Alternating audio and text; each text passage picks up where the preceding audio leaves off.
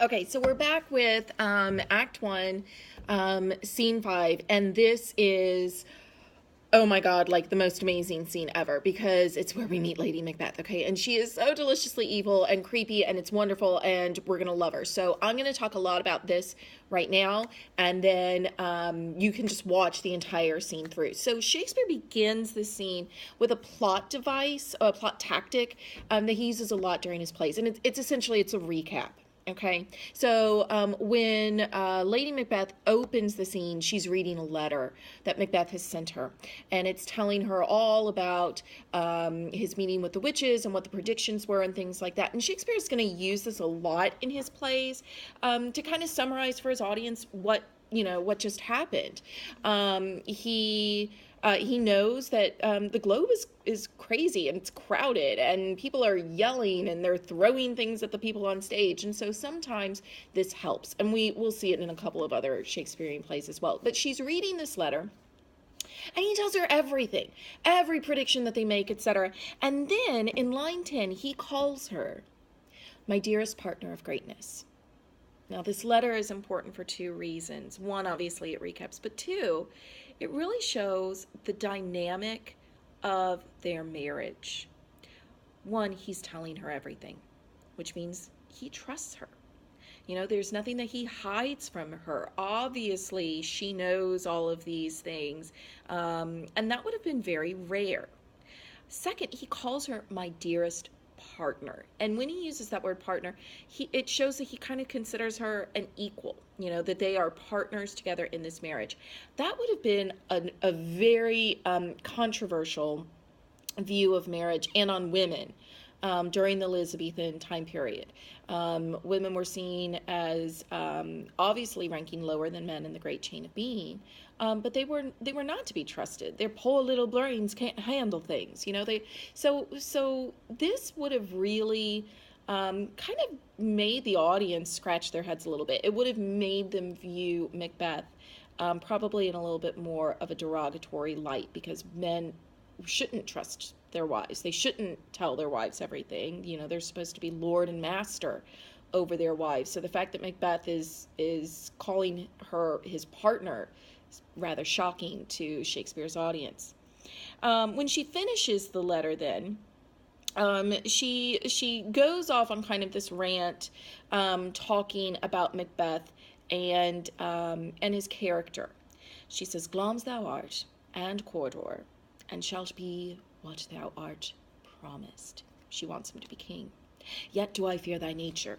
It is too full of the milk of human kindness to catch the nearest way." Now, that's an interesting phrase, right? Milk of human kindness. She's essentially saying he's too nice. He's too nice to do what needs to be done.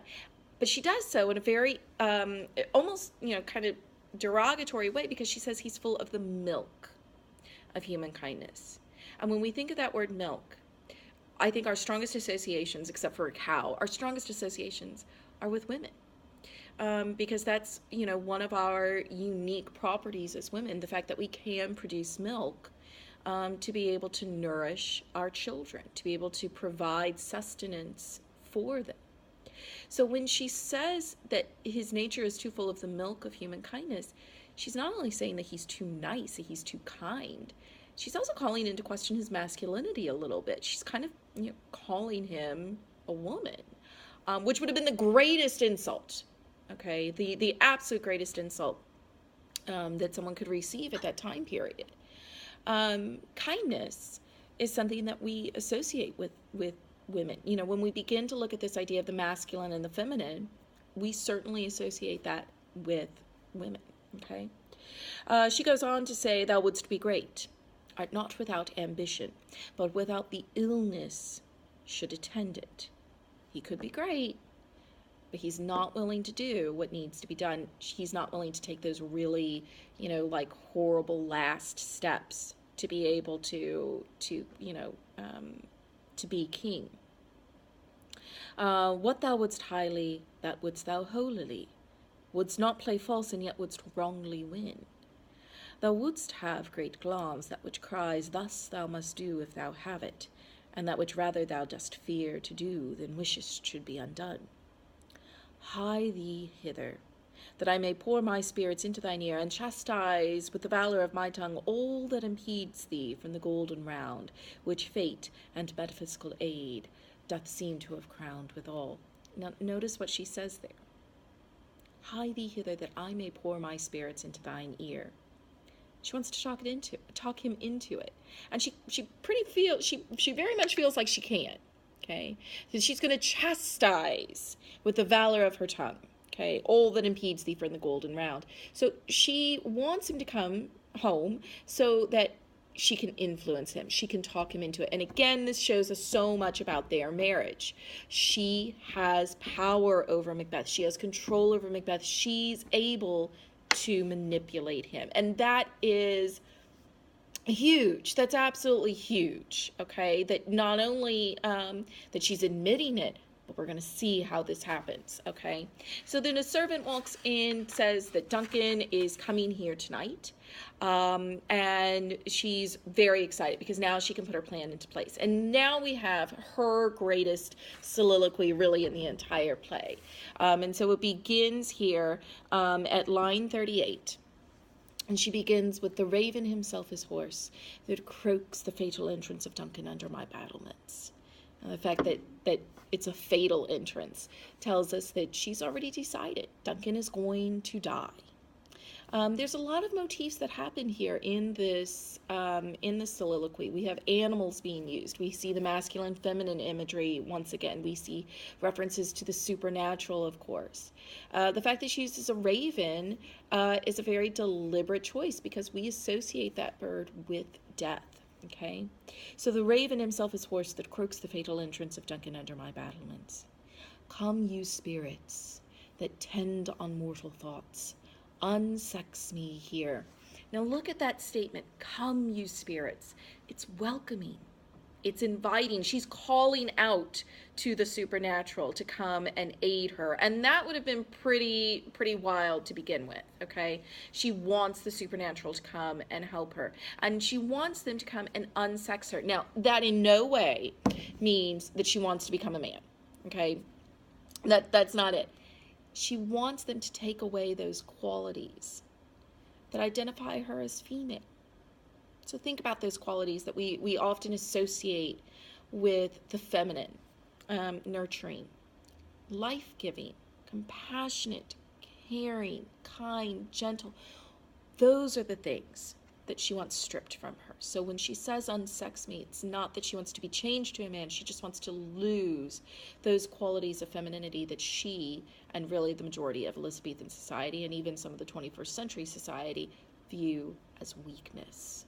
Okay, and fill me from the crown to the toe, top full of direst cruelty. And again, cruelty isn't something that we associate with the feminine. That's something really and truly that we associate with masculinity. Make thick my blood, stop up the access and passage to remorse. She doesn't want to feel any remorse. Then no compunctious visitings of nature shake my fell purpose, nor keep peace between the effect and it. Come to my women's breasts, and take my milk for gall. Now again, we've got that a second reference to nursing, okay? And here she wants that part of her that gives life, that nourishes life. She wants it to be changed into something that's bitter, that's poisonous. And that's rather interesting in terms of her view of femininity. She views it as a weakness. She wants to be made masculine, and in her view, strong. You murdering ministers, whatever in your sightless substance you wait on nature's mischief.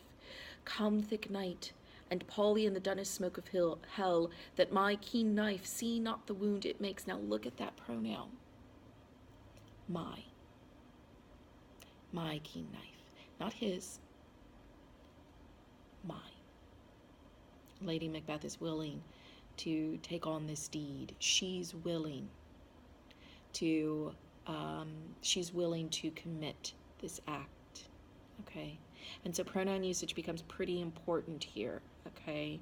That my knife see not the wound it makes, okay? Now for the rest of the scene, By the way, right after that, Macbeth enters the scene and they make out for a while, and it's gross and it's disgusting and it goes on for a long time. It's like watching your parents make out. Like, look away. You don't want to see it. Now that I've told you this, of course, you're going to see it and you're all going to go, ew, that's disgusting. And I'm going to say, well, I told you not to look, but you're going to look anyway. But they've got this dialogue going on, and long story short, she's already decided this is going to happen, etc. She tells him, your face, my thane, is as a book where men may read strange tales. Essentially, you can't lie. So make sure that that you work on not showing anything on your face. And then in the very final lines of the scene,